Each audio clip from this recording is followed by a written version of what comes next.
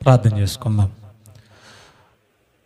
పరమందు ఆసీనుడా మా కన్న తండ్రి, ఈ రాత్రి వేళ నీ బిడ్డలమైన మమ్మను జ్ఞాపకం చేసుకొని మరి ఒకసారి మీ పాద పద్మముల యందు సమకూర్చి మీ వాక్కులు ధ్యానించే మహాభాగ్యాన్ని మమ్మల్ని మేము సిద్ధం చేసుకుంటూ, భద్రం చేసుకుంటూ, కాపాడుకుంటూ అనేకులను సిద్ధపరచుటకై, ఆయత్తపరచుటకై మీరు ఇచ్చిన సమయం కొరకే కృతజ్ఞతలు. కొద్ది నిమిషాలు పాటల ద్వారా మీ నామాన్ని ప్రస్తుతించాం. మరికొద్ది నిమిషాలు వాక్యాన్ని ధ్యానిస్తూ ఉండగా సమయోచితమైన మీ జ్ఞానం ఇచ్చి నడిపించండి. మీరు మాత్రమే మహిమ పొందండి. యేసు నామములు ఈ ప్రార్థన అడిగి వేడుకుంటున్నాం తండ్రి, ఆమేన్. మనం గత వారం అనగా ఆదివారం తీర్పును గురించిన ఆ సందేశాన్ని ప్రారంభించాం. The day of judgement. ఈ తీర్పు గురించి రకరకాల ఆలోచనలు మనుషులు కలిగి ఉన్నారు. మరి ముఖ్యంగా సేవకులు, ఎందుకంటే విశ్వాసులు పాపం వాళ్ళకి ఏం తెలియదు కదా. సేవకుడు ఏది చెప్తే అది నమ్ముతారు. మా అయ్యగారు మరి ఆయనకి అనుభవం ఉంది కాబట్టి, చాలా రోజుల నుంచి సేవ చేస్తున్నాడు కాబట్టి ఆయన తప్పు చెప్పడం అన్న భావంతోనే ప్రతి ఒక్కరూ విశ్వాసులు ముఖ్యంగా ఉంటారు. కనుక బోధకులు చేసే పెద్ద పొరపాటు ఏంటంటే బైబిల్లో లేనివి కల్పించేసి, బైబిల్లో అసలు ఉండదు అది, కానీ బైబిల్లో ఉన్నట్టే చెప్తూ ఉంటారు. బైబిల్లో లేనివి ఏం చేస్తారు, అవి బైబిల్లో ఉన్నట్టే చెప్తారు, కానీ రెఫరెన్స్ కోట్ చేయరు. ఇది ఒక కోవా. కొంతమంది రెఫరెన్స్ కోట్ చేస్తారు, కానీ దాని భావం అది కాదు, దాని అర్థం అది కాదు, దాని తాత్పర్యం అది కాదు, దాని ఉద్దేశం అది కాదు. వీళ్ళు అనుకున్నది దానికి రుద్దేస్తారు. వీళ్ళు అనుకున్నది ఏం చేస్తారో అక్కడ ఉన్న వాక్యానికి రుద్దేసి ఇదే అల్టిమేట్ అన్నట్టుగా చెప్తూ ఉంటారు. నేను అందుకని ఎప్పుడు చెప్తూ ఉంటాను, యేసు ప్రభు అంతటి వాడే మార్కు సువార్త మొన్న చదువుకున్నాం 4:24లో ఆయన చెబుతూనే అంటున్నాడు, మీరు ఏమి వినుచున్నారో మిమ్మల్ని మీరు జాగ్రత్తగా పరీక్షించుకోండి అన్నాడు. జాగ్రత్తగా చూసుకోండి అన్నాడు. పౌలు అంతటి వాడే మీ విశ్వాసము సరి అయినదో కాదో మిమ్మల్ని మీరే పరీక్షించుకోండి అన్నాడు. ఈ మాట ఆ మాట అర్థం ఒకటి. ఎందుకంటే విశ్వాసం అనేది కూడా వినుట వల్ల కలిగేదే. కాబట్టి వాక్యం విషయంలో, వాక్యం వినే విషయంలో మనం చాలా జాగ్రత్తగా ఉండాలి. నేను చెప్పానని చెప్పి మీరు గుడ్డిగా నమ్మొద్దు, మీరు కూడా ఆలోచించాలి. నేను అదే పదే పదే చెప్తాను. ఒకటి పాజిటివ్ యాంగిల్లో ఆలోచించినప్పుడు నెగిటివ్ యాంగిల్లో కూడా ఆలోచించాలి. నెగిటివ్ యాంగిల్కి అవకాశమే లేనప్పుడు, ఆస్కారమే లేనప్పుడు అయితే ఖచ్చితంగా ఫైనల్ ఏంటి, పాజిటివ్ యాంగిలే. ఒకవేళ పాజిటివ్ యాంగిల్కి అసలు అవకాశమే లేనప్పుడు నెగిటివ్ యాంగిల్ అనేది అల్టిమేట్ అయిపోతుంది. కాబట్టి మనం రెండు కోణాల్లో ఆలోచించాలి, పలు విధాలుగా దాన్ని పరీక్ష చేయాలి. ఇది దైవ కోణానికి, దైవ దృక్కోణానికి సరిపోతుందా, సరితూగుతుందా లేదనేది కూడా మనం పరిశీలించాలి. ఇప్పుడు తీర్పుల గురించి మనం ఆలోచించేటప్పుడు ఎక్కువగా ఈ అంత్యదినాల గురించి కానివ్వండి, అంత్య తీర్పు గురించి కానివ్వండి, లేదంటే అంత్యక్రీస్తు అనే పదం, వీటి గురించి మరి మీరు విన్నారో లేదో నాకు తెలియదు, కానీ ఐ థింక్ కడవరి గడియ అనే ఒక ఛానల్ ఉంది. బిట్రగుంట ఐజయ్ గారని, ఆయన అంధుడు, కళ్ళు కనిపించవు ఆయనకి. ఆయనది నెల్లూరు. ఆయన పేరు Aijayya. I think Bitragunta village కాబోలు లేదా టౌన్ కాబోలు అయింది. సో ఆయన్ని ఊరి పేరుని బట్టి వందనాలు బాగారు బిట్రగుంట ఐజయ్ అని పిలిచేవాళ్ళు. ఆయన ఎక్కువ ఏం చేస్తూ ఉంటాడంటే ప్రకటనల గ్రంథం మీద ధ్యానం చేస్తూ ఉంటాడు. నేను చెప్పినందుకని మీరు చూడండి, బోర ఎలా మోగుద్దు కూడా ఆయన నోటితో ఊది చెప్పేస్తాడు. కడవరి బోర అది ఎలా శబ్దం వస్తుందో కూడా ఏం చేస్తాడో తెలిసేనా, నోటితో ఊది ఇలాగే వస్తుంది అన్నట్టు చెప్తూ ఉంటాడు. వాస్తవానికి కడవరి బోర అనగానే, కడవరి శబ్దం కడవరి బోర అనగానే నోటితోనో బాకతోనో కొమ్ముతోనో ఊదేది కాదు. అది ఆ కడవరి శబ్దము, కడవరి బోరే సువార్త. అర్థమవుతుంది మీకు? అందుకే అన్నాడు, సకల జనులకు సాక్షార్థముగా లోకమందంతటా సువార్త ప్రకటించబడాలి, అటు తర్వాత అంతం రావాలన్నాడు. దాన్ని తీసి పక్కన పెట్టేసి సువార్తకు బదులైన బోర వాదడం మొదలెట్టేశాడు. ఏమండి, ఇక అంత్యకాలం గురించి మాట్లాడుతూ ఉంటారు చాలామంది అండి. పాస్టర్లో 90% ఈ తప్పుడు బోధ చేస్తూ ఉన్నారండి. అంత్యకాలం అనగానే ఇంకా వస్తుంది. యేసుక్రీస్తు రెండవ రాకడకు కొద్ది దినాల ముందే వచ్చేస్తుంది. ఇంకా రాలేదు, అంత్య దినాలు ఇంకా రాలేదు, అంత్యకాలం వస్తుంది. అంత్యకాలం ఎప్పుడు వస్తుందండి అని అంటే వాళ్ళిచ్చే సిగ్నిఫికెన్స్, వాళ్ళిచ్చే గుర్తు, వాళ్ళిచ్చే సింబల్ ఏంటంటే, వారిచ్చే సూచన ఏంటంటే అంత్యక్రీస్తు వస్తాడు. ఎవరు వస్తారంట? అంత్యకాలం ప్రారంభమైందంటే ఎవరు వస్తారంట? అంత్యక్రీస్తు అని ఆయన వస్తాడు. ఆయన రాకతో ఏం ప్రారంభమవుతాయి? అంత్యకాలం ప్రారంభమవుతుంది అని చాలా తప్పుడు బోధ చేస్తూ ఉన్నారు. ఇప్పుడు మనం నేర్చుకోవాల్సిన అంత్యకాలమందు, అంత్య దినాలలో, యుగాంతమందు, ఈ పదాలన్నీ కూడా మనం బైబిల్ ఆలోచిస్తే అసలు అంత్యకాలం అనేది ఇంకా రాలేదా అనేది ఒకటి తెలియాలి మనకి. అంత్యక్రీస్తు అని ఆయన వచ్చాడా లేదా, అసలు అంత్యక్రీస్తు అని ఆయన బైబిల్లో ఉన్నాడా లేదనేది ఈ రెండు తెలియాలి. ప్రస్తుతానికి రెండు తెలుసుకోవడానికి మనం ప్రయత్నపడదాం. అంత్య దినములు లేదా అంత్యకాలములు లేదా కడవరి దినములు లేదా కడవరి గడియలు లేదా యుగముల అంతము అనే పదాలు మనం బైబిల్లో చూద్దాం. అవి వచ్చాయో లేదో, అంత్య దినాలు వచ్చాయో లేదనేది ఈ రెండో ఎపిసోడ్లో మనం నేర్చుకుంటా ఉన్నాం. హెబ్రీలకు రాసిన పత్రిక. అంత్య దినాలు వస్తాయా లేకపోతే వచ్చాయా అనేది మనకు తెలియాలి. ఇంకా రాలేదు అన్న భ్రమలో చాలామంది ఉన్నారు. ఒకవేళ మీరు కూడా భ్రమలో ఉంటే బయటపడాలి. ఎలాగంటే through the word of God, దేవుని వాక్యం ద్వారానే. నన్ను బేస్ చేసుకోవద్దు మీరు, నా మాట ఫైనల్ కాదు. భూమి ఆకాశము గతించినా దేవుని మాటలు గతించు, సున్నైన పుల్లైన తప్పిపోవడానికి వీల్లేదు. బైబిల్ చూద్దాం. హెబ్రీలకు రాసిన పత్రిక 1వ అధ్యాయం 1వ వచనం చదువుదాం. పూర్వకాలమందు నానా సమయములలో, ఏమండి నానా సమయములలో అంటే ఏమన్నాడు చూడండి కింద, అంటే నానా భాగములుగా, అంటే ప్రవక్తలు, రాజులు, యాజకులు, పితరులు, ఏమండి ఇలాగా నానా భాగములుగా, నానా విధములుగాను ప్రవక్తల ద్వారా మన పితరులతో మాట్లాడిన దేవుడు ఎప్పుడంటది? పూర్వకాలం. పితరులతో మాట్లాడింది ఎప్పుడంట? పూర్వకాలం. అర్థమవుతుందా? ప్రవక్తలతో మాట్లాడింది ఎప్పుడంట? పూర్వకాలం అని చెబుతూ అది పూర్వకాలం. మరి మనం ఉన్నది ఏంటి? ప్రస్తుత కాలం. భవిష్యత్తు వేరు. వీళ్ళు ఏమంటారంటే అంత్య దినాలు భవిష్యత్తులో అంత్యక్రీస్తు వచ్చినప్పుడు ప్రారంభమవుతాయి అంటున్నారు. సరే, బైబిల్ ఏం చెప్తుందో చూస్తే పూర్వము ప్రవక్తల కాలం గురించి చెప్తున్నాడు. పితరుల కాలం అది పూర్వం అని చెప్తే ఏమన్నాడంటే 2వ వచనంలో, ఈ దినముల అంతమందు కుమారుని ద్వారా మనతో మాట్లాడెను. రివర్స్లో ఆ పదాన్ని బాగా ఆలోచించండి. అంత్య దినముల యందు కుమారుని ద్వారా దేవుడు మనతో మాట్లాడెను. ఈ దినముల అంతమందన్నా అంత్య దినములన్నా ఒకటే. అంత్య దినముల యందు కుమారుడైన యేసుక్రీస్తు ద్వారా మనతో మాట్లాడెను. అంటే అంత్య దినాలు ప్రారంభమయ్యాయా? మీరే చెప్పాలి. ప్రారంభమైతే ఇప్పుడు ప్రారంభమయ్యాయంట. యేసుక్రీస్తు ద్వారా ఎప్పుడు మనతో మాట్లాడడం ప్రారంభించాడు? ప్రారంభ శతాబ్దంలోనే. అంటే యేసుక్రీస్తు మాట్లాడడం మొదలుపెట్టింది మొదలు అంత్య దినాలు ఏమయ్యాయి? ప్రారంభమయ్యాయి. యేసుక్రీస్తు మాట్లాడడం ప్రారంభించింది ఎప్పుడు? క్రీస్తు శకం ఏమండి 1వ శతాబ్దంలో. ఇప్పటికి ఎన్నాళ్ళైంది యేసు ప్రభు మాట్లాడి మొదలుపెట్టి? 2023. పోనీయండి, 23 కూడా తీసేయండి, 24 తీసేయండి. అంటే యేసుక్రీస్తు మనతో మాట్లాడడం ప్రారంభించి 2000 సంవత్సరాలు అయిందంటే ఆయన మాట్లాడడం ప్రారంభించిన దినాలను ఏమన్నాడు?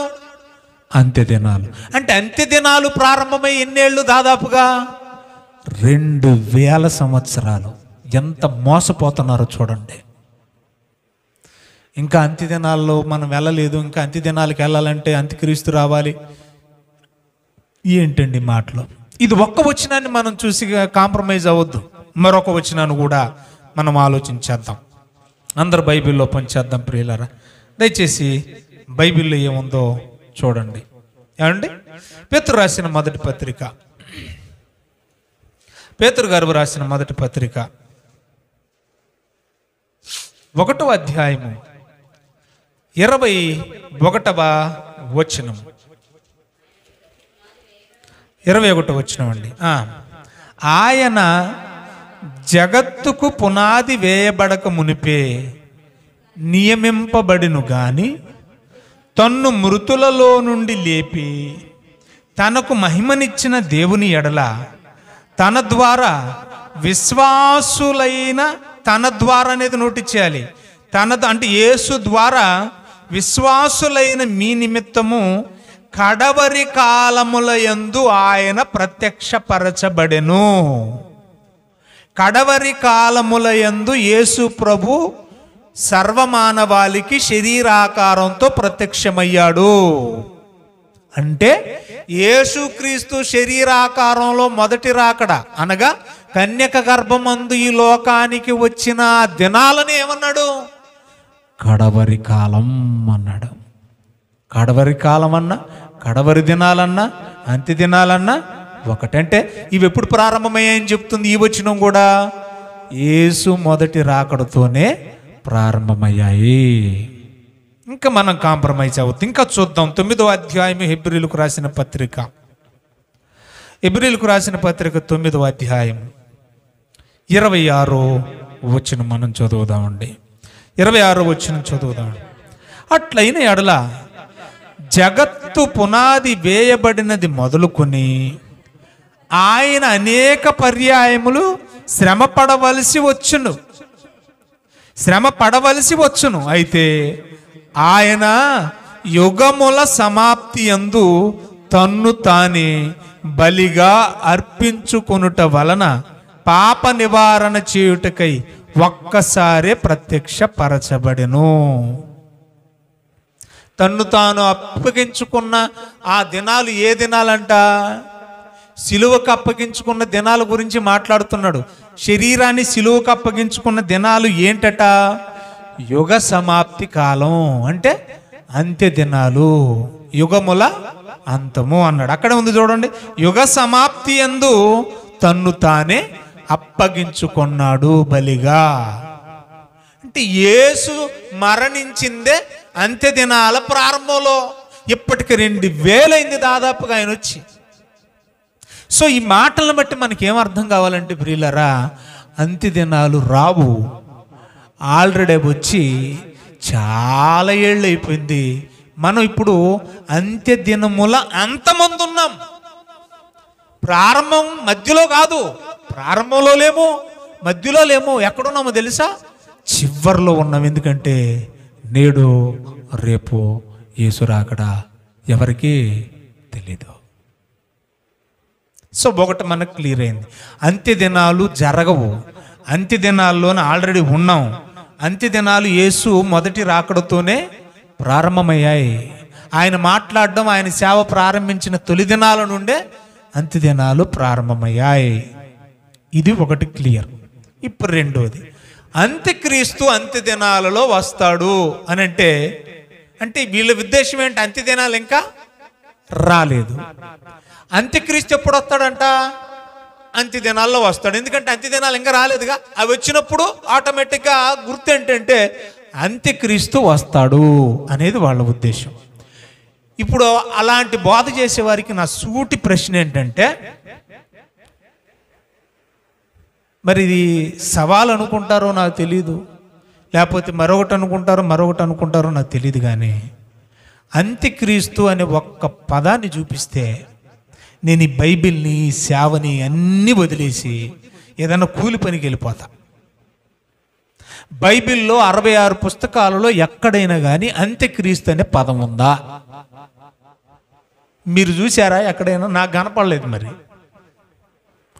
ఒకవేళ ఉంది అని ఒకవేళ ఎవరైనా చెబితే, నేను చెప్తున్నాను కదా, బోల్డ్గా లేదు, ధైర్యంగా చెప్తున్నాను, అసలు ఆ పదమే లేదు. కానీ కిట్టించేశారు, లేనిది తెచ్చి బైబిల్లో కలిపేశారు, లేనిది తెచ్చి తీర్పుకు ముడెట్టేశారు. లేనిది తెచ్చి ప్రభువుకి అంటగట్టేశారు. మరి ఏమనుందండి అని అంటే యాంటీ క్రైస్ట్ అని ఉంటుంది ఇంగ్లీష్లో. అర్థమవుతుంది మీకు? Anti Christ. యాంటీ అంటే ఏంటి? విరోధి. క్రైస్ట్ అంటే ఏంటి? క్రీస్తు. అంటే క్రీస్తు విరోధి. క్రీస్తు విరోధి అని బైబిల్లో ఉంది, కానీ అంత్యక్రీస్తు అనే పదం అసలు బైబిల్లో లేదు. ఆ పదానికి అంత్యక్రీస్తు అనే పదానికి అసలు సంబంధమే లేదు. సరే, ఒకవేళ వీళ్ళ ఉద్దేశం అంత్యక్రీస్తు అని అంటే యాంటీ క్రైస్ట్, క్రీస్తు విరోధి. ఒకవేళ అంత్యక్రీస్తు అంటే వాళ్ళ ఉద్దేశం క్రీస్తు విరోధి అనుకుందాం. అంటే అతను కూడా ఎప్పుడు వస్తాడు? అంత్యదినాలు ప్రారంభమయ్యాకే వస్తాడు. బైబిల్ ఏం చెప్పింది? అంత్యదినాలు క్రీస్తు రాకడతోనే ప్రారంభమయ్యాయి. యేసు రాకడతోనే, అంటే మొదటి రాకడతోనే ప్రారంభమయ్యాయి. మరి అంత్యదినాలు యేసు మొదటి రాకడతో ప్రారంభమైతే వాళ్ళు అనుకుంటున్నట్లుగా అంత్యక్రీస్తు బిబ్లికల్గా క్రీస్తు విరోధి. ఈ క్రీస్తు విరోధి కూడా అప్పుడే స్టార్ట్ అవ్వాలిగా, అవునా కదా? అంత్యదినాల ప్రారంభంతోనే అంత్యక్రీస్తు కూడా ఏమవ్వాలి? వాళ్ళ లెక్క ప్రకారం ప్రారంభం అవ్వాలి. అవే దానికి సూచనలు. అంత్యదినాలకు సూచనలు ఏంటి? వాళ్ళ లెక్క ప్రకారం అంత్యక్రీస్తు. అంత్యక్రీస్తు అంటే బైబిల్ ప్రకారం ఏంటి? క్రీస్తు విరోధి. ఇప్పుడు మనం బైబిల్లో చూద్దాం. క్రీస్తు విరోధి వస్తాడంట, అంత్యదినాలు వస్తాయంట. అంత్యదినాలు వచ్చాయని నేర్చుకున్నాంగా. అయితే క్రీస్తు విరోధి కూడా ఏమై ఉండాలి? వచ్చి తీరాలి. వచ్చాడా లేదనేది మనం బైబిల్లో చూద్దాం. అసలు ఎవరు ఈ క్రీస్తు విరోధి? మొదటికి తెలియాలి. క్రీస్తు విరోధి ఎవరో మనకు తెలిస్తే బైబిల్లో ఉన్న మాట మనం అందరం ఒకసారి చూద్దాం. క్రీస్తు విరోధి ఎవరు చూద్దాం. పేతురు రాసిన మొదటి పత్రిక 5వ అధ్యాయం 8వ వచనం చూద్దామండి. పేతురు రాసిన మొదటి పత్రిక 5వ అధ్యాయం 8వ వచనం. నిబ్బరమైన బుద్ధి గలవారై మెలకువగా ఉండుడి, మీ విరోధి అయిన అపవాది. చాలండి. మన విరోధి క్రీస్తు విరోధి, దేవునికి విరోధి. యేసు ప్రభు కూడా యోహాను సువార్తలో చెప్పుచున్నాడు. ఏమని చెప్పాడు? ఈ లోకాధికారి వచ్చుచున్నాడు, వాడికి నాకు సంబంధం లేదు, వాడికి నాకు సింక్ అవ్వదు అసలు. ఇప్పుడు క్రీస్తు విరోధి ఎవరు? అకార్డింగ్ టు బైబిల్ అపవాది. ఈ అపవాది వస్తాడంట. క్రీస్తు విరోధి అంటే ఏమని చెప్పాను నేను? యాంటీ క్రైస్ట్ అంటే అపవాది. ఎప్పుడు వస్తాడు? వాళ్ళ లెక్క ప్రకారం అంత్యదినాలు ప్రారంభమైనాయి అని చెప్పడానికి చూసినగా అంత్యదినాల్లో ఈ క్రీస్తు విరోధి వస్తాడు. క్రీస్తు విరోధి అంటే అపవాది అన్న సంగతి కూడా వాళ్ళకి తెలీదు. యేసు క్రీస్తు పేరెట్టుకొని వస్తాడు అన్నట్టుగా భావిస్తూ ఉన్నారు. ఒకవేళ దాని అర్థం అదైనా యేసుని అడ్డం పెట్టుకొని వచ్చిన వాళ్ళు లేరా? చెప్పలేదా పౌలు? యేసు ప్రభు చెప్పలేదా? ఏమని చెప్పాడు? క్రీస్తు విరోధి ఎప్పుడు వస్తాడని యేసు ప్రభు చెప్పాడు. చూడండి బైబిల్లో, చూడండి అమ్మ. లోకాసు వార్త 10వ అధ్యాయం 17వ వచనం. లోకాసు వార్త 10వ అధ్యాయం 17, 18 వచనాలు చదువుకుందామండి. ఆ 70 మంది శిష్యులు, అంటే 12 మందే కాకుండా యేసు ప్రభుకి ఇంకా ఎంతమంది ఉన్నారు? చాలా మంది ఉన్నారు. 70 మంది శిష్యులు సంతోషంతో తిరిగి వచ్చి వాళ్ళ ద్వారా అద్భుతాలు జరుగుతున్నాయి అన్నమాట. ప్రభువా, నీ నామాన్ని బట్టి దయ్యాలు కూడా లోబడుతున్నాయి అన్నారంట. ఎవరంట లోబడేది? శిష్యులకి దెయ్యాలు అని సంబరం ఆశ్చర్యంతో ఆనందంగా వచ్చి యేసు ప్రభువు చెప్తే అప్పుడు ఆయన ఏమంటున్నాడు చూడండి. సాతాను అన్న అపవాదన్న ఒకటేగా. వాడు అసలు ఎప్పుడు వచ్చి పడ్డాడో చూడాలి భూమి మీద. వస్తాడు వస్తాడు వస్తాడు. క్రీస్తు విరోధి అంటే అపవాది సాతానే కదా. వాడు ఎప్పుడు వచ్చి పడ్డాడని యేసు ప్రభు చెప్తున్నాడో ఆయన మాట తీసి దెబ్బలేసేసి, ఆయన మాటను తీసుకెళ్లి తొంగలో దొక్కేసి, ఆయన మాటను తీసుకెళ్లి గంగలో కలిపేసి ఇలా మాటలు చూపిస్తా ఉన్నారు. అంత్యదినాలు వస్తాయి, అంత్యక్రీస్తు వస్తాడని. అబద్ధం కదండి. ఎప్పుడు వచ్చాడంట చూడండి ఈ క్రీస్తు విరోధి. ఇదిగో మీకు దెయ్యాలు లోబడుతున్నాయని మీరేదో సంబరపడిపోతున్నారు, కానీ విషయం ఏంటంటే చదవమ్మా. సాతాను మెరుపు వలె ఆకాశము నుండి పడుట చూచి తిని. చాలమ్మా. ఎప్పుడు వచ్చాడు? అంత్యక్రీస్తు వాళ్ళ లెక్క ప్రకారంగా, వాళ్ళు అనుకుంటున్న ప్రకారంగా. అంత్యక్రీస్తు అంటే క్రీస్తు విరోధే కదా. ఎప్పుడు వచ్చాడంట? ఏమండి? యేసు వచ్చినప్పుడే. చెప్పండి, యేసు ప్రభు వచ్చినప్పుడే వాడు కూడా వచ్చాడు. ఆయన లోకానికి వెలుగంటే వాడు కూడా ఏమంటున్నాడు? ఉండి లోకంలో నేను కూడా లోకానికి వెలుగునే అంటున్నాడు. ఆ మాట పౌలు కూడా చెప్పాడు. ఏమని చెప్పాడు? ఆల్రెడీ అంత్యక్రీస్తు మనతోనే ఉన్నాడు, ఆల్రెడీ క్రీస్తు విరోధి మనలోనే ఉన్నారు. ఎప్పుడో వస్తాడంటాం ఏంటండి? యేసు ప్రభు ఏమో శిష్యులతో మొదటి శతాబ్దంలోనే వాడు ఎప్పుడో వచ్చి కింద పడ్డాడు రా నాయన, చిన్న చిన్న పిల్లదయ్యాలు వెళ్ళిపోయాను మీరు సంబరపడుతున్నారు, అసలు ఒకడు ఉన్నాడు, వాడు మీ కళ్ళు మూసేశాడు, కళ్ళు మూసేస్తాడు అని చెప్పి ఆయన చెప్పాడు. పౌలు గారు కూడా ఏమన్నారు ఒకసారి మీరు చూడండి దయచేసి. కొరింథీయులకు రాసిన 2వ పత్రిక 11వ అధ్యాయం. అమ్మ చాలా జాగ్రత్తగా నోటీస్ చేసుకోండి, ఇది చాలా ఇంపార్టెంట్ సబ్జెక్ట్. ఇది 11వ అధ్యాయం. అందరూ బైబిల్ ఓపెన్ చేద్దామండి.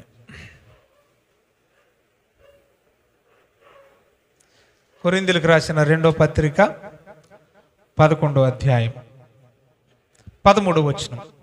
ఏలయనగా అట్టి వారు క్రీస్తు యొక్క అపోస్తుల వేషము ధరించుకొని, బాగా వినాలి, అంటే క్రీస్తు అపోస్తులు ఒరిజినల్ వేరు, వేషం వేసుకున్న వాళ్ళు వేరు. ఈరోజు కూడా పాస్టర్లు వేషాలు వేసుకున్న వాళ్ళు ఎక్కువైపోయారు కదా. ఒరిజినల్గా దేవుడు ఎన్నుకున్న వాళ్ళు వేరు, భక్తి కోసమో లేదంటే ఇదేదో బాగుందనో దేవుని పిలుపు లేకపోయినా సేవ చేసేవాళ్ళు చాలామంది ఉన్నారు, వేషగాళ్ళు. అందుకని వీళ్ళ గురించి మాట్లాడతాడు 7:21 మత్తయి సువార్తలో. అయ్యో వేషధారులైన శాస్త్రులారా పరిచయులారని మాట్లాడుతూ ఆయన చాలా చక్కగా చెప్పేశాడు. ఏమని చెప్పాడంటే, అయ్యి నీ నామాన్ని బట్టే కదా, నీ నామాన్ని బట్టి అంటే కదా. అప్పుడు అంటాడు, మీరు చేసింది నా నామాన్ని బట్టి కానీ నేను మిమ్మల్ని పిలవలే, మీరు ఎవరో నాకు తెలియదు, గెట్ అవుట్, నా యొద్ద నుండి పొండే అన్నాడు. కాబట్టి వేషగాళ్ళు చాలామంది ఉన్నారు. ఎవరు ఈ వేషాలు వేసుకున్న వాళ్ళు అని అంటే అక్కడ చెప్తున్నాడు, వాళ్ళు దొంగలు అన్నాడండి. వాళ్ళు ఎవరంట? దొంగలు. ఇంకేమన్నాడు? మోసగాళ్ళు అన్నారు. ఇదంతా ఎందుకు? ఎవరి దొంగలు, ఎవరి మోసగాళ్ళు, ఎవరి ఏజెంట్లు వీళ్ళు? క్రీస్తు ఏజెంట్లా? కాదు, వాళ్ళు అపోస్తులు మాత్రమే క్రీస్తు ఏజెంట్లు. మరి వీళ్ళు ఎవరు ఏజెంట్లు అని అంటే వెంటనే రాశాడు, ఇది ఆశ్చర్యము కాదు, సాతాను తానే వెలుగు దూత వేషము ధరించుకొని ఉన్నాడు. ఎవరంట? సాతాను. ఎప్పుడు ఉన్నాడంట? అప్పుడే ఉన్నాడంట. ఎలాగున్నాడంట? వాడి రూపం ఎలాగుందంట? సేవకుల రూపంలోనే వాడి రూపాన్ని బయలుపరుచుకుంటున్నాడంట. అంటే సాతాను ఏర్పరచుకున్న సేవకులు నేను సాతాను నామమును వచ్చానంటే ఎవరు అంగీకరిస్తారు? అంగీకరించరు. కాబట్టి వాళ్ళు సాతాను చెప్పిందే చేస్తారు. పేరుకెవరు? పాస్టర్లు, అపోస్తలులు, సువార్తికులు, కాపర్లు. వీళ్ళు ఎక్కడ ఉంటారంటే బయట ఉంటారంట, మన మధ్య ఉంటారు. వీళ్ళు అపవాది ఏజెంట్లు. అంటే క్రీస్తు మొదటి శతాబ్దంలో ఈ లోకానికి వస్తే అంత్య దినాలు ప్రారంభమైతే యేసుక్రీస్తు మొదటి శతాబ్దంలోనే చెప్పాడు, వెలుగు దూత, వెలుగు గొప్ప వెలుగు ఒకటి మీ మధ్య అపవాది వెలుగు రూపంలో మీ మధ్యకి రాబోతున్నాడు అన్నాడు. అక్షరాల వాడు వచ్చాడు, సంఘంలో చొరబడ్డాడు. విశ్వాసుల్లో కాదంట దూరింది, ఏకంగా సేవకుల్లోనే దూరాడట. కానీ వాళ్ళు మాత్రం మేము క్రీస్తు సేవకులం అని చెప్పుకుంటున్నారు. కానీ ఎవరు ఏజెంట్లుగా పనిచేస్తున్నారు? అపవాది ఏజెంట్. ఈ మాట పౌలు మళ్ళీ చెప్పేశాడు ముందే. ఏమని చెప్తున్నాడో దయచేసి ఒకసారి చూడండి ప్రియులారా. పౌలు గారు ఏమని చెప్తున్నారో ఒకసారి ఆ మాట చూడండి దయచేసి. అపోస్తుల కార్యములు 20వ అధ్యాయము 29వ వచనం. 29 అమ్మా. జస్ట్ అమ్మా నేను నోటీస్ చేసుకుంటాను ప్లీజ్. చదువమ్మా. క్రూరమైన తోడేళ్ళు మీలో ప్రవేశించునని నాకు తెలియను, వారు మందను చూడండి, అసలు మందకు కాపర్లు వాళ్ళే. కాయవలసిన వాళ్ళు ఏం చేస్తున్నారట? కనికరించకుండా వాళ్ళు కోసుకు తినేస్తున్నారట. వ్యాపారం అయిపోయిందండి, బిజినెస్ అండి. ఆ మాట పౌలు ఎప్పుడూ చెప్పాడండి. విశ్వాసులతో బిజినెస్ చేసే వాళ్ళు వస్తారు, కానీ అది దైవాశీర్వాదం అని చెప్పి బిజినెస్ చేస్తారు. వాళ్ళు క్రూరమైన తోడేళ్ళు అన్నాడు. మళ్ళీ వాళ్ళు ఎలాగుంటారట? వెలుగు దూత వేషం. క్రీస్తు పరిచారకులమే మేము కూడా అని చెప్తా ఉంటారట. కంటిన్యూ చేద్దాం. మరియు శిష్యులను తమ వెంట ఈడ్చుకొని పోవాలనని. అంటే శిష్యులంటే ఎవరు? దేవుడి కోసం బ్రతికే వాళ్ళు, యథార్థంగా సేవ చేసే సేవకులను కూడా తమ కోసం ఈడ్చుకొని పోవాలనని వంకర మాటలు పలుకుచు మనుషులు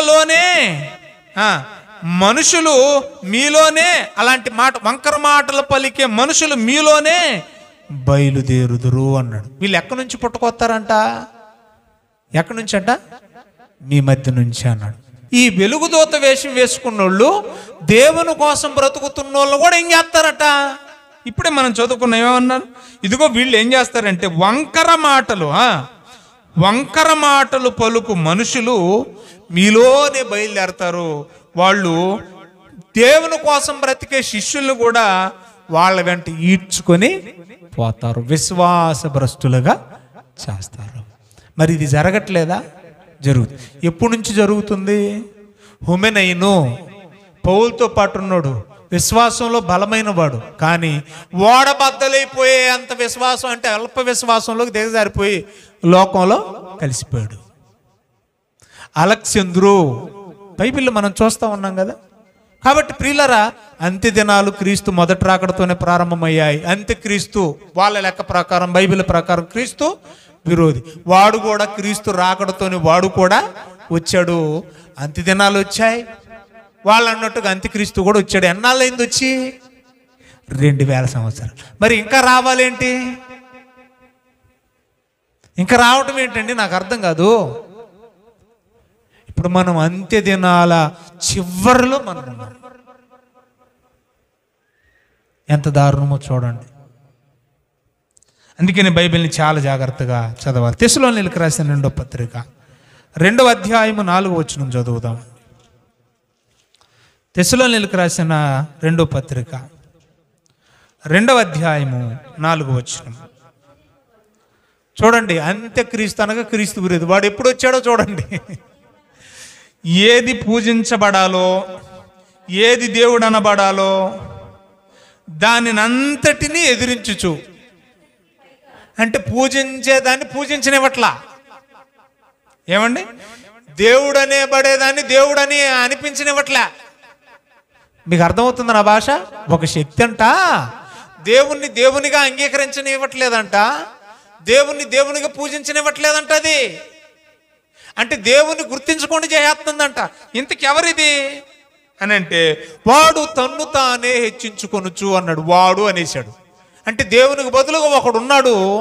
వాడు ఏం చేస్తున్నాడంటే దేవుణ్ణి దేవునిగా గుర్తించనివ్వట్లేదంట, దేవుణ్ణి పూజించనివ్వట్లేదంట. కానీ నేనే దేవుణ్ణని మాత్రం వాడు చెప్పుకుంటున్నాడంట. ఎవడు వాడంటే, తానే దేవుడునని తన్ను తాను కనపరుచుకొనుచు దేవుని ఆలయములో కూర్చుండును గనుక ఏ విధముగానైనను ఎవ్వడును మిమ్మును మోసపరచనివ్వద్దు అంటున్నాడు. ఏమన్నాడు?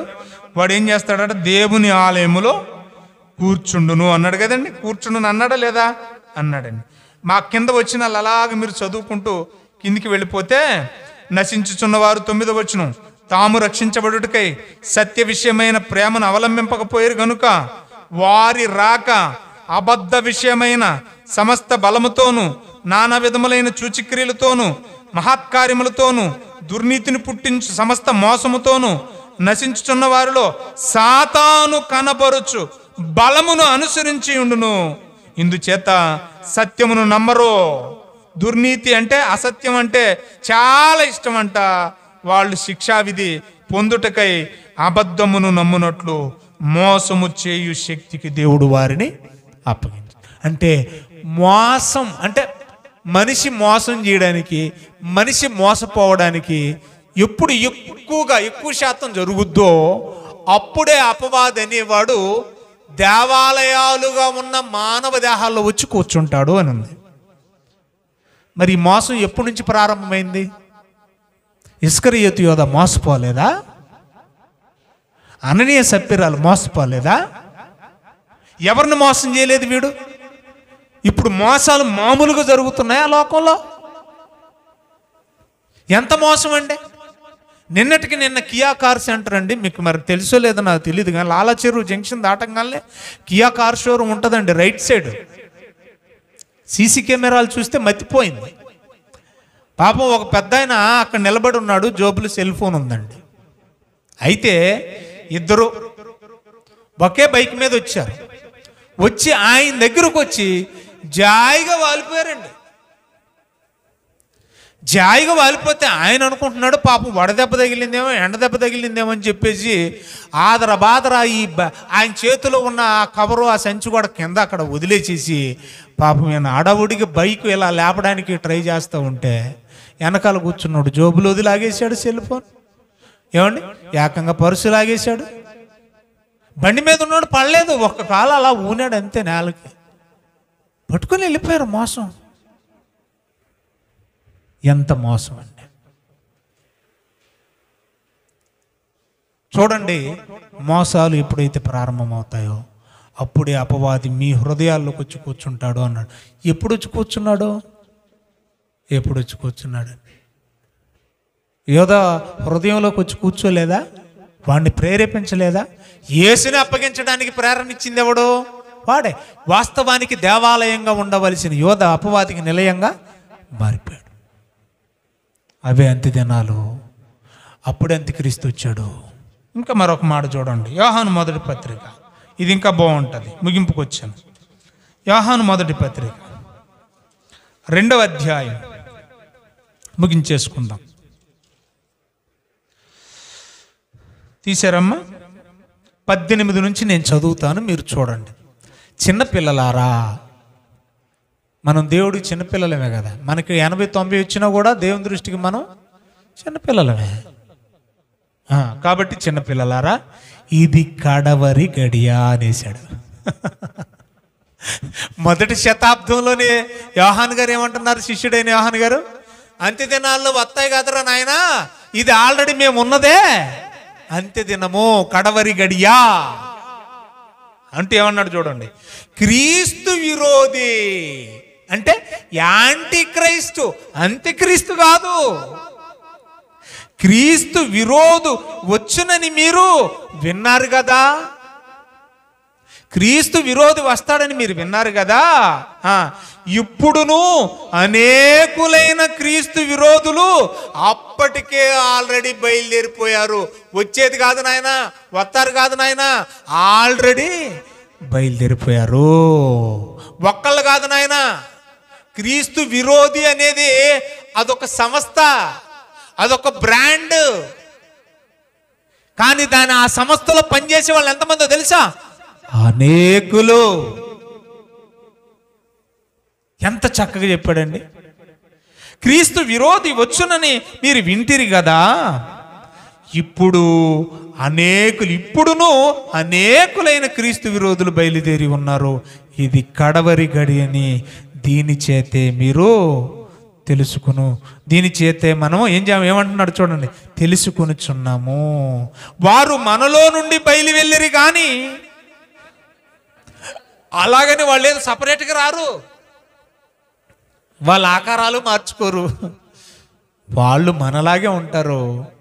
మనలో నుంచి బయలుదేరి వెళ్ళిన వాళ్ళే, కానీ సత్యాన్ని అంగీకరించరు. మళ్ళీ అదే బైబిల్ పట్టుకుంటారు. వాళ్ళు అబద్ధాలు చెప్తే కూడా ఏమంటారు? మేం చెప్పేదే సత్యం. సత్యం చెప్పే వాళ్ళని అసత్యం అంటారు. వాళ్ళు అబద్ధం చెప్పని మేం చెప్పేదే సత్యం అంటారు. యెహోవా సాక్షులు మేం చెప్పేదే సత్యం అంటారు. యేసునామం మేం చెప్పేదే సత్యం అంటారు. ఏమండి, శ్యామ్ చూడు, ఆయన కూడా అదొక వింగు. వాళ్ళు కూడా ఏమంటారు? ఏమండి, వాళ్ళు ఏమంటారంటే యాహోవా మెస్సయ్య అంటారు వాళ్ళని. యాహోవా మెస్సయ్య వాళ్ళు ఒక వింగు, మేం చెప్పేదే సత్యం అంటారు. ఆ తర్వాత ఇంకోటి బ్రెన్హామిస్టులని ఒకళ్ళు ఉన్నారు. బ్రెన్హామే ఆ యేసుక్రీస్తు అని చెప్తారు వాళ్ళు. మేం చెప్పేదే సత్యం అంటారు. తర్వాత మర్మన్స్ అని ఉంటారు, రాజమండ్రిలో కూడా ఉంది ఒక చర్చి, సీతంపేటలో. వాళ్ళు మేం చెప్పేదే సత్యం అంటారు. వాళ్ళు ఒక్కొక్కరు 40 మందిని పెళ్లి చేసుకుంటారు, ఆడవాళ్ళని. ఒక పురుషుడికి ఎంతమంది ఉండొచ్చు అంట? 40 మందిని చేసుకోవచ్చంట. దాన్ని స్థాపించినోడు చేసుకున్నాడు, మేం చెప్పేదే సత్యం అంటాడు. చూసారా, వాళ్ళు ఎక్కడి నుంచో రారంట. ఇప్పుడు అన్నాడు చూడండి 19లో, వారు మనలో నుండే బయలుదేరి వెళ్ళిన మన సహోదరులే, కానీ మన సంబంధులు కారు. మన సంబంధులైతే మనతో కూడా నిలిచి ఉంటారు వాక్యమందు. అయితే వారందరూ మన సంబంధులు కారని ప్రత్యక్షపరచబడినట్లు వాళ్ళంతట వాళ్ళే దూరం అయిపోయారు. దుష్టుడు తరమకుండానే పారిపోవునన్నట్టుగా దుర్బోధకులందరూ కూడా సత్యంతో మింగిలవ్వలేరు, కలవలేరు, దూరంగా పారిపోతారు. ఇవన్నీ ఎప్పుడు జరుగుతాయంటే అంత్య దినాల్లో జరుగుతాయి, కడవరి దినాల్లో జరుగుతాయి అన్నాడు. అర్థమైంది మీకు? రైట్. చివరిగా 1-2 మాటలు టచ్ చేసి నేను ముగిస్తే ఎక్స్ప్లెయిన్ చేయను. కొరింథీయులకు రాసిన 2వ పత్రిక 5వ అధ్యాయం. కొరింథీయులకు రాసిన 2వ పత్రిక 5వ అధ్యాయం.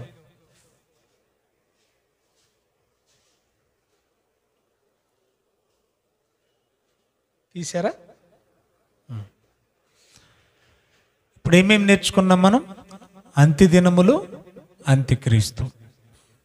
ఏమండి, జస్ట్ ఈ మాటలు చదవండి మీరు, తర్వాత నేను ఆదివారం ఎక్స్ప్లెయిన్ చేస్తాను. 10వ వచనం, 9, 10 చదువుతాం. కావున దేహమందున్నను దేహము విడిచినను ఆయనకిష్టులమై ఉండాలని మిగులు అపేక్షించుచున్నానని పౌలు సంఘంతో చెప్తూ, ఎందుకనగా ఈ దేహముతో తాను జరిగించిన క్రియలు చొప్పున అవి మంచివైనను సరే చెడ్డవైనను సరే దేహముతో జరిగించిన వాటి ఫలమును ప్రతివాడు పొందునట్లు మనమందరము క్రీస్తు న్యాయపీఠము ఎదుట ప్రత్యక్షం కావాలి. ఇదెప్పుడు? తీర్పు గురించేనా మాట్లాడుతున్నాడు. మనం చేసిన మన క్రియలకు ప్రతిఫలం ఇచ్చేది తీర్పే కదా. ఇప్పుడు జడ్జి కూర్చొని ఉంటాడండి సింహాసనం మీద, మన తాలూకు ఎవిడెన్స్ అన్ని పట్టుకొని పోతారు. సాక్ష్యాధారాలు మన లాయర్ పట్టుకుంటారు, మన మీద కేసు పెట్టిన వాళ్ళు కానివ్వండి, మనం ఎవరి మీద కేసు పెట్టిన వాళ్ళు కూడా వాళ్ళకి సంబంధించిన సాక్ష్యాధారాలు తీసుకొస్తారు. వాటన్నింటిని పరిశీలించేది ఎక్కడ? కోర్టులో. అంటే ఇది ఎక్కడ జరుగుద్ది? జడ్జిమెంట్ ఎక్కడైతే జరుగుద్దో తీర్పు అక్కడే. ఇప్పుడు మన తాలూకు సాక్ష్యాధారాలు, దేహంతో జరిగించిన వాటి తాలూకు సాక్ష్యాధారాలన్నీ పట్టుకొని ఎక్కడ నిలబడాలంట? మనం తీర్పు దినాన ఆయన ఎదుట మనం నిలబడాలంట. మరి ఇదెప్పుడు? అంటే ఇది తీర్పేనా? అంటే ఇంకా తీర్పు జరగలేదా? మరి ఇది ఎప్పుడు? మరొక మాట, ప్రకటనల గ్రంథం 20వ అధ్యాయం.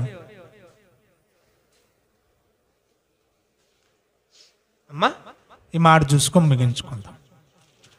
11వ వచనం, ధవళమైన మహాసింహాసనమును దాని యందు ఆసీనుడై ఉన్న. ఇప్పుడు ఇందాక మనం మాట్లాడుకున్న 5వ అధ్యాయము 10వ వచనము కొరింథీయులకు రాసిన 2వ పత్రిక మరియు ప్రకటనల గ్రంథం 20వ అధ్యాయము 11వ వచనం చదువుతుంటే అక్కడ క్రీస్తు న్యాయపీఠం అన్నాడు, ఇక్కడేమన్నాడు? ధవళ సింహాసనం అన్నాడు. అంటే ఇక్కడ కూడా ఏదో ఒక పీఠం కనబడుతోంది. దాని మీద ఒక ఆయన ఆసీనుడై ఉన్నాడు, దీని మీద కూడా ఒక ఆయన ఆసీనుడై ఉన్నాడు. చదువుదామండి. భూమి ఆకాశములు ఆయన సముఖము నుండి పారిపోయాను. అంటే ఏం జరుగుతుందో చూడాలి. అంటే అప్పుడు భూమి ఉండదు, ఆకాశము ఉండదంట. ఎప్పుడు? ధవళ సింహాసనపు తీర్పు జరిగేటప్పుడు భూమి ఉండదు, ఆకాశం ఉండదంట. వాటికి నిలవడానికి అసలు చోటే కనబడకపోయాను. మరియు గొప్పవారేమి కొద్దివారేమి చచ్చిపోయిన వాళ్ళేమి కానీ ఆ సింహాసనం ఎదుట నిలువబడి ఉండట చూచితిని అంటున్నాడు. అంటే చచ్చిపోయిన వాళ్ళు కూడా, మరి బ్రతికున్న వాళ్ళు మనమే కాదంట, ఈ శరీరంతో చేసిన క్రియలన్నిటికీ లెక్క చెప్పేది, ప్రతిఫలం పొందేది ఒక సింహాసనం దగ్గర తీర్పు జరగబోతుంది అన్నాడు. అక్కడేమో క్రీస్తు న్యాయపీఠం అన్నాడు, ఇక్కడేమో ధవల సింహాసనం అన్నాడు, అక్కడేమో శరీరంతో జరిగించిన వాటి క్రియల ఫలం అన్నాడు. కానీ మృతుల సజీవులనే చెప్పలేదు. కానీ ఇక్కడ మాత్రం మృతులు కూడా ఆ తీర్పులోకి రావాలి అంటున్నాడు. అయితే ఏదో ఒక తీర్పు గురించి మాట్లాడుతున్నాడు. ఏమండి చదువుదాం. చూసినప్పుడు గ్రంథములు విప్పబడిను, మరియు జీవ గ్రంథమును వేరొక గ్రంథము కూడా. అంటే గ్రంథములు ఉన్నాయి, మరొక పక్కనేముంది? జీవ గ్రంథం ఉంది. వచ్చేవారం మంచి సబ్జెక్ట్, ఎవరు మిస్ అవుద్ది ఇది. ఆ గ్రంథాలు ఏంటో మనకు తెలియాలి, ఈ జీవ గ్రంథం ఏంటో మనకు తెలియాలి, ఈ గ్రంథాలకి జీవ గ్రంథానికి సంబంధం ఏంటో కూడా మనకు తెలియాలి. వీటిని బట్టి మనకు జడ్జిమెంట్ ఇస్తాడా దేవుడు? ఆ గ్రంథముల యందు వ్రాయబడి ఉన్న వాటన్నింటిని బట్టి తమ క్రియల చొప్పున మృతులు తీర్పు పొందిరి అన్నాడు. మళ్ళీ అంటే ఇది అయిపోయిందా? జరుగుద్దా అమ్మా? అంత్య తీర్పు జరిగిపోయిందా అనేది మనకు అర్థం కాదు. అంత్య తీర్పు జస్ట్ నేను హోల్డ్ పెట్టాను. అంత్య దినాలు తెలిసిపోయి, అంత్యక్రీస్తు తెలిసిపోయాడు. ఇప్పుడు అంత్య తీర్పు గురించి మనకు తెలియాలి. అది నేను వచ్చే వారం మాట్లాడతాను. దేవుడి మాటలు మన వినికిల్లో ఫలింపచేయనుగాక. ఆమెన్. కళ్ళు మూసుకొని తల్లో వంచండి. క్లుప్తంగా వాక్య ఫలింపు కోసం, రేపు సువార్త కోసం మీలో ఒకరు క్లుప్తంగా ప్రార్థించండి. దీవెనలతో సెలవు తీసుకుందాం. మహాగణుడైన మా ప్రియ పరలోకమందున్న తండ్రి, మీకు స్తుతులు స్తోత్రములు చెల్లించుకుంటున్నాం తండ్రి. గత కాలం అంతా కూడా మీ సజీవమైన రెక్కల కింద మరి మమ్మల్ని ఎంతగానో కాచి కాపాడారు తండ్రి. మీకు కృతజ్ఞాస్తుతులు చెల్లించుకుంటున్నాం ప్రభువా. నాయన, మరొక సమయంలో ఈ బైబిల్ స్టడీలో మమ్మల్ని ఇలా కూర్చోబెట్టినందుకే మీకు వందనాలు తండ్రి, మీ స్తోత్రాలు ప్రభువా. ఎంతో మంచి మాటలు నాయన మాకు వినిపిస్తున్నారు తండ్రి. నిజమే తండ్రి.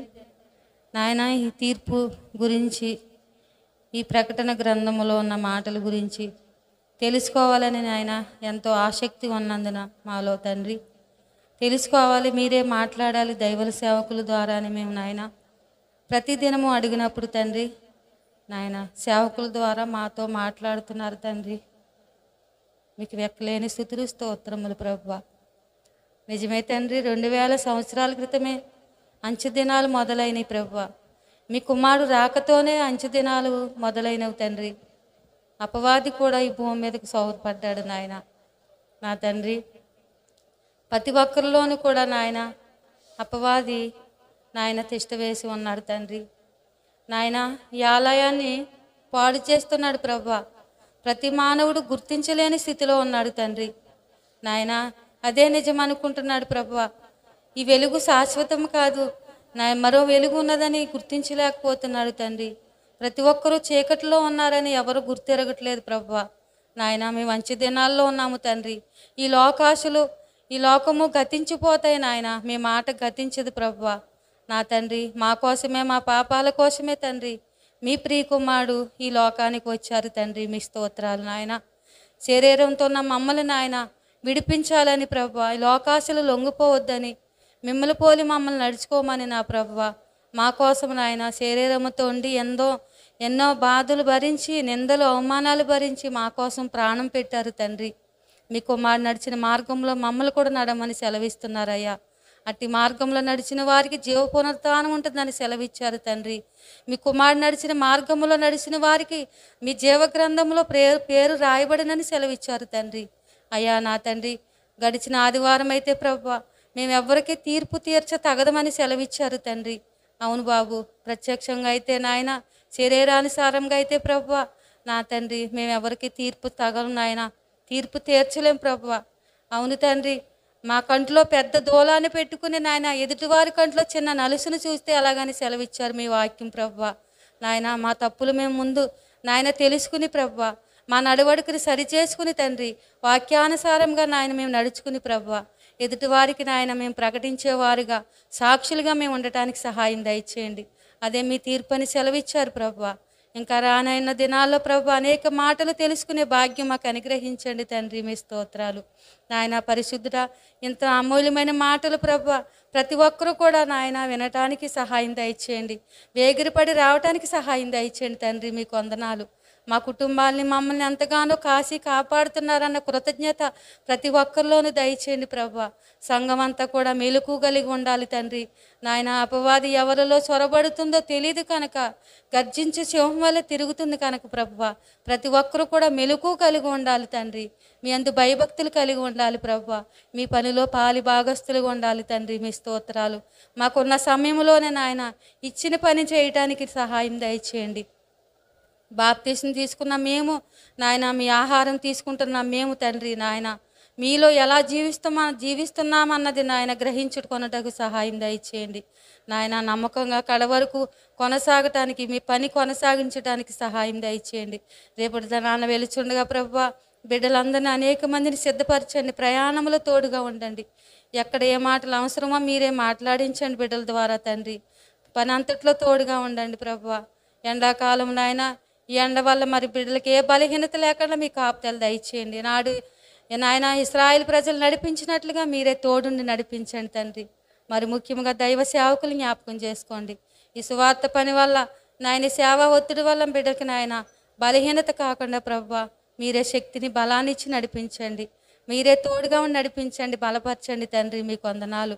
మీ దైవ సేవకులకి, దైవ సేవకురాలకి ఆరోగ్యమును, జ్ఞానమును, శక్తిని ఇచ్చి నడిపించి మీ పరిశుద్ధాత్మ సహాయం వారికి అనుగ్రహించండి నాయన. చేస్తున్న పరిచర్ని దీవించి ఆశీర్వదించండి ప్రభువా. నాయన కుటుంబాన్ని దీవించండి. బిడ్డల చదువుల్లో తోడుగా ఉండండి. ఆరోగ్యంతో నింపండి తండ్రి. మీ స్తోత్రాలు. సంఘాన్ని అంతటిని కూడా సిద్ధపరచండి ప్రభువా. ప్రతి వారం కూడా మీ మాటల్లో బలపడినట్లుగా సహాయం దయచేయండి తండ్రి. మీ స్తోత్రాలు. మా కుటుంబాల్లో మారు మనసు లేని వారికి మారు మనసునిచ్చి, నెమ్మదినిచ్చి మీలో మమ్మల్ని బలపరచమని, మీ మాటల ద్వారా మమ్మల్ని ఇంకను నా ప్రభా, నా తండ్రి, మీ మాటలను బట్టి, వాక్యాన్ని బట్టి మా నడవడికను మార్చుకున్నటకు సహాయం దయచేయండి తండ్రి. మీ స్తోత్రాలు నాయన. ఇంకా అనేక జ్ఞాన సంగతులు నేర్చుకున్నటకు మీ బిడ్డను ఇంకానూ సిద్ధపరచండి. అనేక మంచి వర్తమానాలు మీ విని ఇంకా బలపడాలి ప్రభా, నేర్చుకోవాలి, ప్రకటించాలి. అట్టి కృప మాకు అందరికీ దయచేయమని, చెప్పబడిన మాటలు మా వినికుల్లో ఆశీర్వదించండి, ఫలింపచేయండి తండ్రి. రేపు జరిగిన సువార్త పనుల్లో కూడా మీరే తోడుగా ఉండమని నాయన.